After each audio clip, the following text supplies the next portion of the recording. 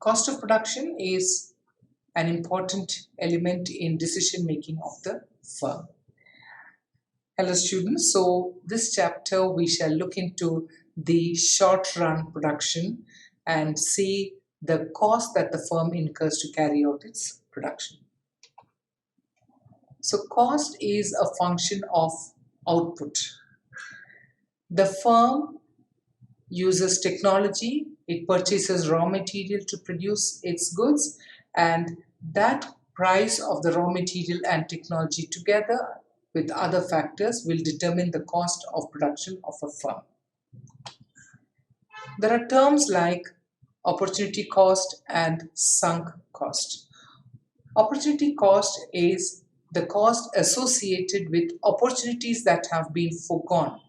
That means those opportunities which we have to give up to get what we have decided to get now. We have sunk costs. Those are costs which the firm has made its investment and it cannot be recovered in the short period. So it should always be ignored in the short period because that has no future economic decisions, because it has been just incurred. It has no opportunity cost, or it has got zero opportunity cost. So we have two kinds of costs. One is called the short run cost and the other one is called the long run cost. This lesson we shall only look into the short run cost. Short run costs are those which operate in any one given period. It is a part of the long run cost curves.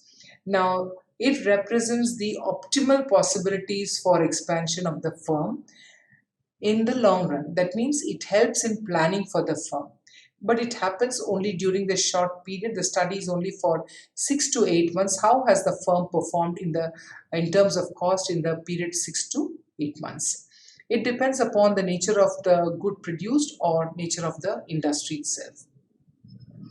Once investment decisions are taken and funds have been allotted to the fixed capital, then the firm operates on the short run. That means there can be no changes made in terms of allotment of funds or in allotments of the resources to operate the fixed capital.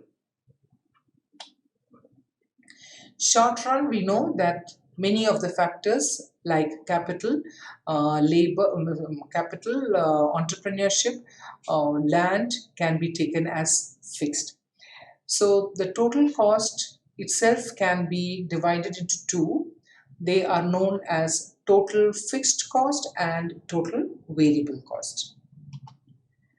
Total fixed cost is the cost incurred by the firm in terms of its expenditure on the salaries of administrative staff. It could be the depreciation of the plant and machinery. It could be the expenses for running the building in terms of fixed amount. These are called as total fixed cost. It also includes the normal profit for the entrepreneur. The diagram is clear. It indicates that whatever be the level of output, the total fixed cost will remain the same. For during that short period, the total fixed cost will not change at all. Hence, it gets a horizontal straight line.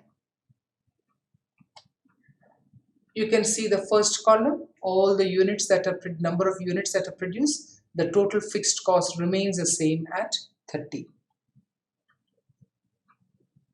We have total variable cost. Total variable cost varies along with output.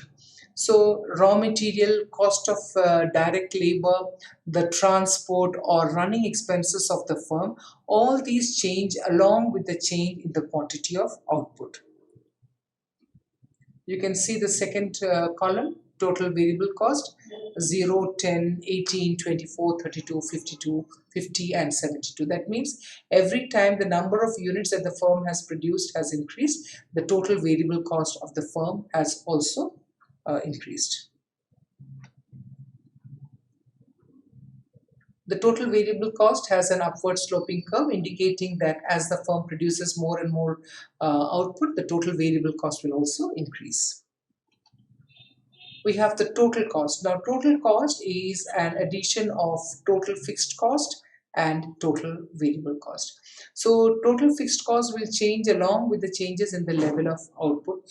Though the fixed cost is given as given, the variable cost continues to increase. That is why the total cost curve has got an upward sloping curve.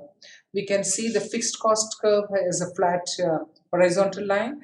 The total variable cost is an upward sloping line, and total fixed cost starts from where the fixed cost starts, and there it adds up the total variable cost. Now there are some more terms. We have the average fixed cost. Average fixed cost is the total fixed cost divided by the number of units that are produced. It means it limits the amount of goods that it can produce, and it has a shape of a rectangular hyperbole. It means that it can indicate as if it is going to touch the axis, but it does not touch the axis. In reality, the average fixed cost for any unit can never become zero. It can tend to become zero, but no production can take place without incurring some average fixed cost. Average variable cost is the total variable cost divided by the number of units that are produced. It has got a U shape. It shows as starting from a high point, and then it starts moving down. It reaches a minimum and starts rising up again. So it will fall as the firm increases its output, reaches a minimum, and thereafter it starts rising. So when the normal capacity is reached, after the normal capacity is reached, it starts actually rising. We can see the total cost, all the four costs we can see here. Total fixed cost, the term is given. Total variable cost is 0, 10, 18, so on. Total cost was 30, 40, and so on. Then total average fixed cost, you can see as the firm produces more and more units, the average fixed cost continues to fall. Total fixed cost doesn't fall, but average fixed cost continues to fall. Whereas average variable cost is column 3 divided by 1, that is total variable cost divided by the number of units produced. You can see that the average variable cost starts at 10, it falls and it reaches the minimum 0.8, and after reaching the minimum 0.8, the average variable cost again starts rising at 10 and at 12. That means the average variable cost has got an upward sloping curve. Then we can see the average cost. Average cost is the addition of average fixed cost and average variable cost. So we can see that as the number of units have increased, the average cost also reduces for some time, because the number of units produced means the average cost is spread over a larger number of units. It reaches a minimum at 15.5. Thereafter, the average cost also starts rising. There is one more element here, which is the marginal cost. Marginal cost is the addition made to the total cost. You can see in the table 40 minus 30, 10, then 48 minus 40. When the third unit is produced, we minus 1, we get 8. Then the third unit, when fourth row, we can see when it is 62 rupees is the total cost. On 62 rupees from the difference between the third unit and the fourth unit is 8 rupees. Thereafter it is 80 minus 62, which is 18 rupees, and then it becomes 102 minus 80, which is 22 rupees. So you can see this. It has got an upward sloping curve, very sharply rising upward curve. This shape of this marginal cost is not related to the fixed cost, because fixed cost remains the same. It is affected only by the variable cost. So when the variable cost starts rising, the marginal cost also will start rising. We can see that here. In this diagram, you can see the average fixed cost as a downward sloping curve, and you can see the average variable cost reaching a minimum, and thereafter the average variable cost has started rising, and we see that the average total unit cost or average cost also falls for a time, reaches its minimum, and then starts rising. Now what you find here is the marginal cost comes from behind literally. It comes at, it intersects the average fixed cost at one point. Thereafter it intersects the average variable cost at point, and only after having reached that minimum point, the MC will cut the AC from, all these MC will cut AC and AVC from below. Now what does this indicate? This means that the average variable cost has come down, reached a point, and has started rising. So once that average variable cost has come down to the minimum, the marginal cost has cut from below and it has gone up. Thereafter, we find that the average cost minimum point is after the minimum point on the average variable cost. Why does this happen? This happens because average cost or average total unit cost is a combination of both average fixed cost and average variable cost. Now, average variable cost has started rising, but average fixed cost continues to fall. So this falling AFC is capable, for some time it is capable of keeping the cost low, and that is why the minimum point on the average cost comes after the minimum point of the average variable cost. But nevertheless, the average cost of a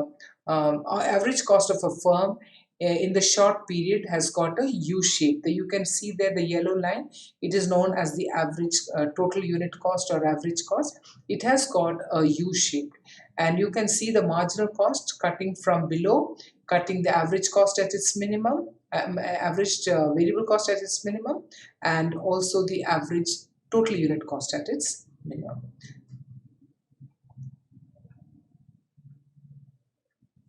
So these are important terms in the concept of marginal cost, and these terms we need to learn very clearly. The terms of total fixed, total variable, total cost, average fixed, average variable, and marginal cost, because these terms will be necessary when we study the subject of markets, the different kinds of markets. To explain markets, we will need to understand the cost curves. So it is important to learn to draw. At this stage, the drawings are very simple, the graphs are very simple. You can see the logic is very clear why the curves has got the shape it has got. So once you're thorough with this lesson, then the next lesson when we do on markets, you'll find it very easy because the concepts are clear at this stage. So I hope you're making use of these lessons, and the notes are useful even for your examination purposes. Do share your with your friends, and please post your comments so that I could use them to explain further in the way you would like to. So thank you.